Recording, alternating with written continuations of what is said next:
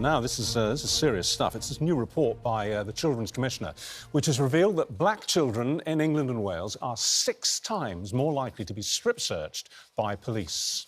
Between 2018 and 2022, 2,847 children were targeted for strip searches in England and Wales, and some were as young as 8 years old. The report found that of all strip searches, 95% of them were carried out on boys, of which black boys accounted for more than a third, even though black children make up less than 6% of the school population. And it just sort of makes you wonder what the point is, because, shockingly, under half of all these searches resulted in any kind of further action being taken.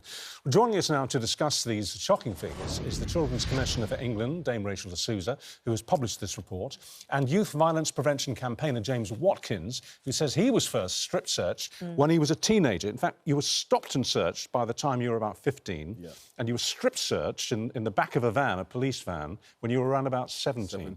Now, being strip-searched is the most aggressive form of searching that can be done. Just explain to us, A, why that happened, do you think, and B, the impact it made on you for the rest of your life. Why it happened at the time, I really wasn't sure. I was just going to a friend's house. They said I fit the description of someone that had done something in the area, got me into the back of the van and strip-searched me. With no responsible adult present? No responsible adult at all. I wasn't even sure if that was allowed to happen, if it was legal, but obviously at the age of 17, you don't even know how to articulate yourself properly. No. And you don't know the rights the police do or don't have. Yeah. So I just went along with it. Yeah. It must have been humiliating. Humiliating, I felt violated, extremely frustrated because there was nothing I could do about it.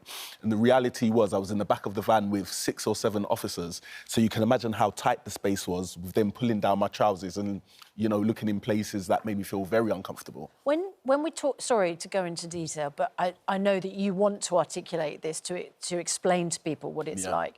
When we talk about a strip search, what does that actually mean in practice when you're a 17-year-old young man, child, really, still, in the back of a van with 6 police officers? What is happening? As I said, literally taking off your clothes. Literally, so you have to take everything off. I took my... It's not just that they're looking under your clothes. They are taking all of your clothes off. The only thing they didn't take off was my boxers that day. Right. Yeah, but everything else came off. My socks, my top, my jeans. And what were they... Did they explain what they were looking for? Not at all.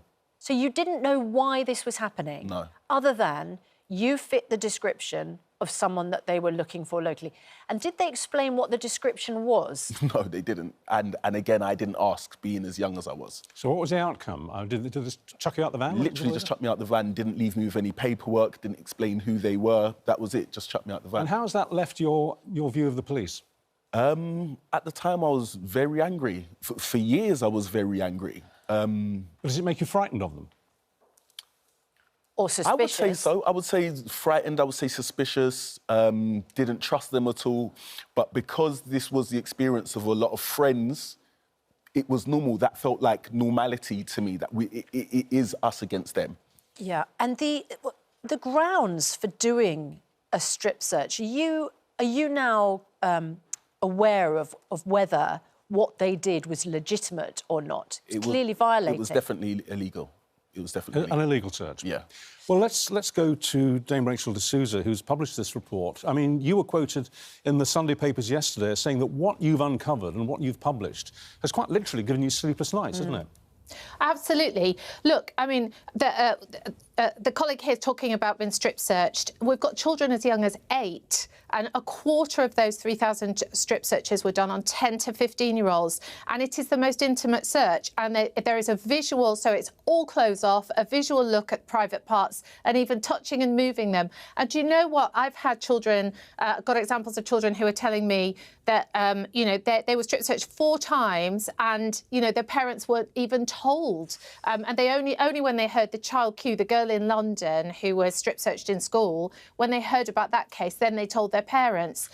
I mean, of those 3,000, 40% of them, it's a legal requirement to record where it happens. It wasn't even recorded where it happened. And do you know what? I've got examples of strip searches taking place in outside fast food outlets, outside theme parks. I mean, it's horrific. I thought child Q would be a one-off in school. Not so.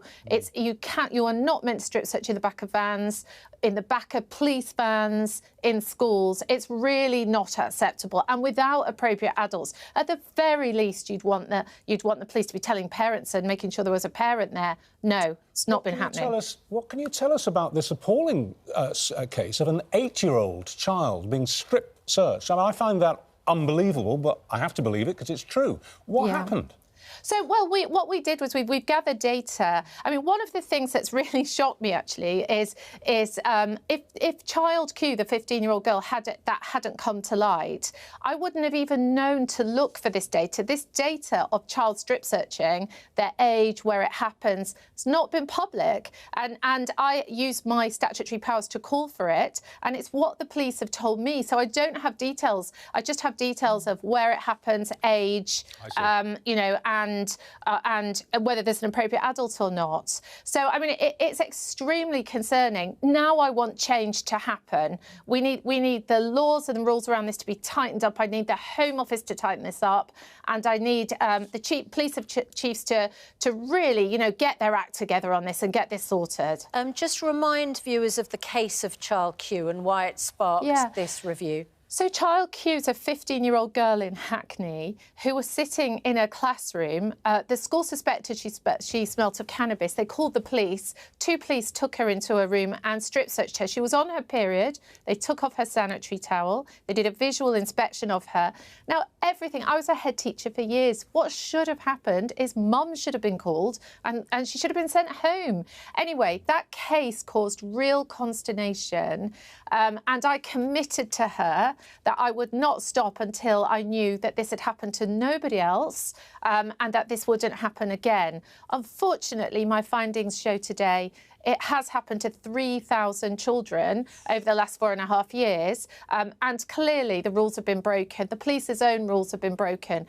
I need them to stop breaking their rules, to see children as children and to safeguard children. That's what we need. Why do you think this is happening? Is it simply a case of, what's the old quote, that power corrupts and absolute power corrupts absolutely? Is this basically power going to the police's head?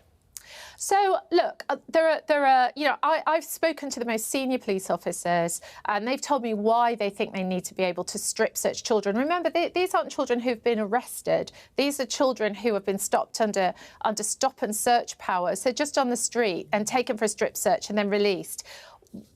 Senior police tell me they need to be able to do that to combat the most serious crimes, knife crime, gun crime, drug crime.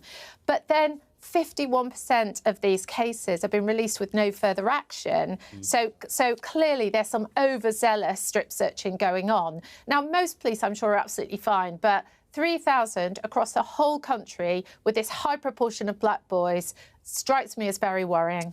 James, you work with a youth organisation. You're a founder of a youth organisation based in Croydon in South London, Main's World.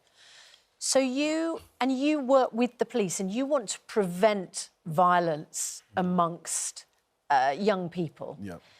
I just want to pick up on something that Rachel D'Souza said there and something I referenced earlier, which is that there are a huge number of young boys, teenage boys at the moment, on the streets of South London, I'm sure elsewhere as well, who are carrying knives. And there are a lot of victims of those crimes, knifings and also muggings.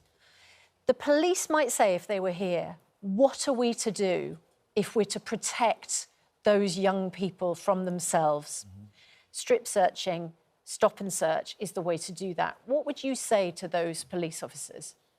First of all, I would say that so it's young boys and girls right now that are actually getting involved in these things. The young children that carry knives are also victims as well. Exactly right. That's one thing. Yeah. And that's why I said protect them from themselves. Exactly.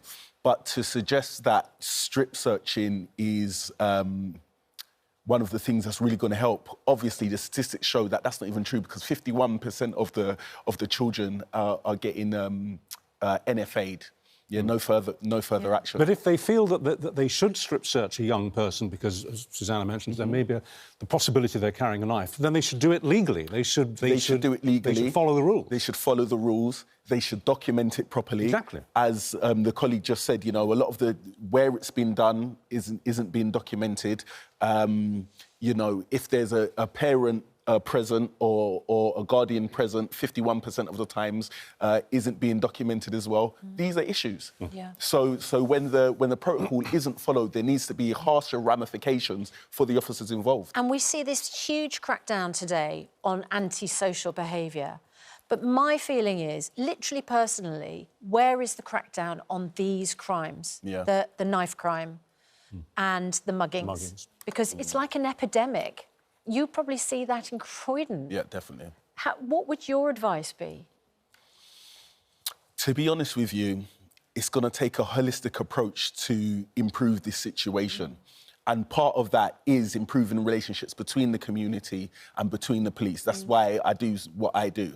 You know, we offer spaces and forums for children and young people to be in the room with police and have open discussions. Then the police can have an influence on the way young people view their future and the decisions they make. And obviously, new recruits, I'm part of a programme that trains new recruits when they come in to work with the community that they're about to police. So they then start humanising the young people that they approach on the street.